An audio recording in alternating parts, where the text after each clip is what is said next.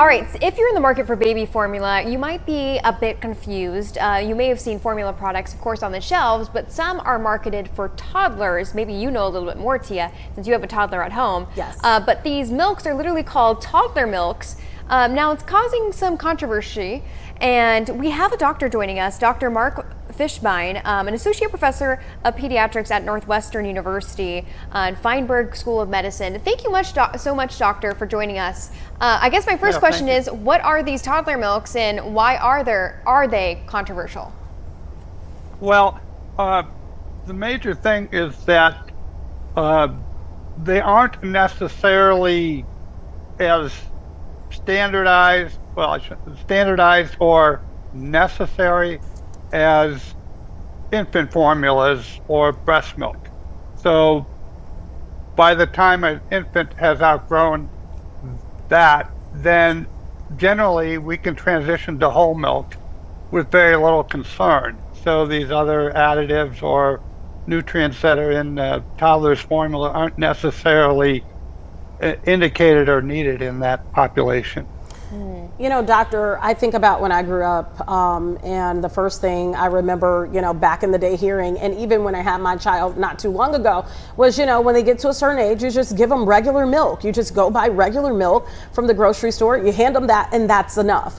What's in this milk that's different from buying your whole milk in a carton or 2% milk over at the grocery store? It's a good question. In general, we don't vary much from what you're saying. So we like toddlers to still be on whole milk until age 2, with the fat reduction not necessarily something we recommend at an earlier. The way to think about these specific toddler formulas is that they have other nutrients that are sort of associated with infant formulas, but once again aren't necessarily needed in a typically developing child. So there are very rare instances that we actually recommend them. So there could be instances where maybe a child is struggling with their development where these toddler milks might be more necessary. It's possible, but if a child was really challenged in terms of their calorie needs or protein needs, then we would often recommend a caloric supplement on top of the a toddler formula. So once again, it's sort of a very narrow field where we'd actually prescribe them. So is this, because it kind of makes me think, like, if I'm a parent, I walk into, let's say, a Walmart or a random grocery store, and I see these, and I never saw it before. Is this almost the equivalent to, you know, when you're about to check out and they have all the candy bars there for you to intentionally go and grab it? Is this essentially like a money grab? Yeah, marketing tactic. I think that in terms of niche, there isn't really a niche for healthy toddlers.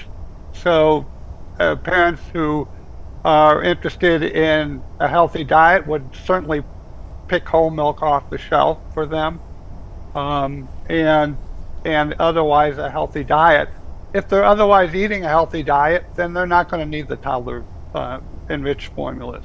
Now, Dr. and Tia, in here it reads, there are lawsuits filed by parents arguing that these drinks are not a necessary part of the diet and can cause harm due to excessive sugar and manipulative packaging. Are these necessarily dangerous? It doesn't seem so. It just seems like they're really not beneficial.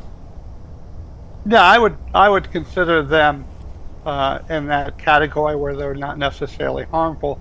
It may be misleading for people to think that there is some benefit for their child to be on this type of product instead of whole milk.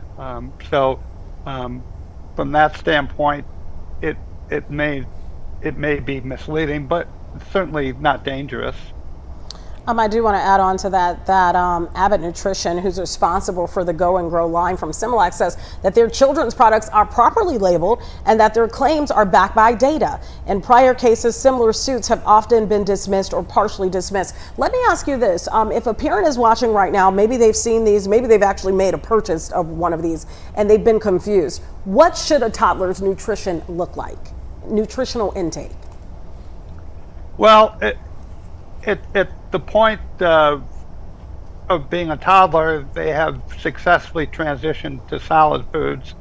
So their diet wouldn't be very well rounded in terms of meats and vegetables and fruits.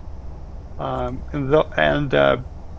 that would be what you would understand to be a typical diet. Also, there should be milk, 2 to 3 cups a day. So I think our focus is making sure that healthy children are getting those things. Just as important to limit the amount of juice that they're getting and try to stick with the healthy diet as much as possible. We as pediatric gastroenterologists do not find much of a role for toddler supplements. So I would have to say that in terms of a parent at a grocery store, this isn't necessarily the products that I would recommend at this point. Got it. You know, doctor, you're probably not necessarily in the baby aisle all that often, but, or maybe you are, but is it frustrating, you know, having parents come to you, or maybe you even seeing in the grocery store or Target, Walmart, and seeing these kind of what seems like to be money grabs Trendy in the aisles? I think that it can be a bit confusing for the consumer. So I understand that. But I think that pediatricians are all aware of what the healthy choices should be and what the proper choices are. So I think that if there are questions, parents can ask their pediatrician, or if they have access to a dietitian, that would be helpful as well.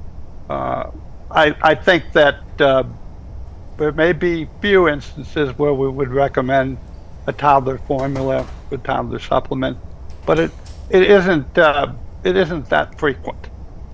Let me ask you this, because you did mention whole milk. What if you find out that your child has an intolerance to whole milk? What do you do in that case? Well, it depends on the type of intolerance. It's sort of a loose definition there. So I think what I will emphasize right now is allergy, which people are mostly acquainted with, where you drink something and something happens that appears to be an adverse reaction. Right. So the first step, if possible, is to try a soy product. Sometimes there is overlap in terms of allergic response. And then there are other milk products that are similar in terms of protein. For instance, pea milk has become very popular, and it matches the protein content pretty well with whole milk. So there are alternatives like that. Perfect. Well, we've all survived by this point without any toddler milk, so I would be safe to say that, yes, as you've said, maybe it's not necessary. Doctor, thank you so much for joining us. I know that we really drilled you with some hard questions there, but you took it like a champ and you gave some really good advice, and we appreciate you.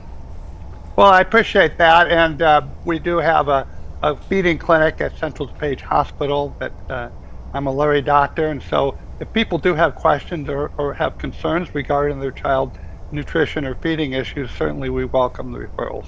Yeah, well, you know what, if you don't mind, because we have a lot of time in the show, that's the joy of it. Can you mention a little bit more about that class and how people can get involved, or maybe some of the key takeaways that you teach? We see a lot of infants and children that have nutritional issues and feeding issues, and there aren't a lot of outlets out there for children who have, and infants and children who have those type of problems. So we have set up a multidisciplinary clinic that I'm proud to be the director of, that includes well-established expertise in with speech therapy, occupational therapy, dietitian, and myself. And we see lots of challenging cases. We welcome them. And we see children in Chicago and surrounding areas.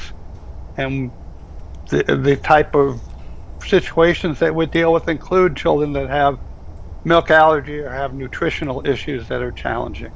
Can you give the website? Because maybe a mom or dad is watching right now and they don't really know where to go. Where can they go to find out more? Well, the LarryChildren's.org website has information about our multidisciplinary feeding clinic. So they can go there. If they want an appointment, they can simply call 1-800-KIDS-DOC and ask for the feeding clinic that's run by Dr. Fishbein, and they'll be given an appointment. But we've been doing this for many, many years, and there's a great deal of satisfaction in helping this clientele. It's, as you can imagine, it's very stressful for parents who have children that have such demanding needs and so little expertise out there. Yeah, especially when you want them to grow and they have so many benchmarks that they have to reach. Correct. So you're absolutely right. Dr. Fishbein, we appreciate your time today. Thank you so much.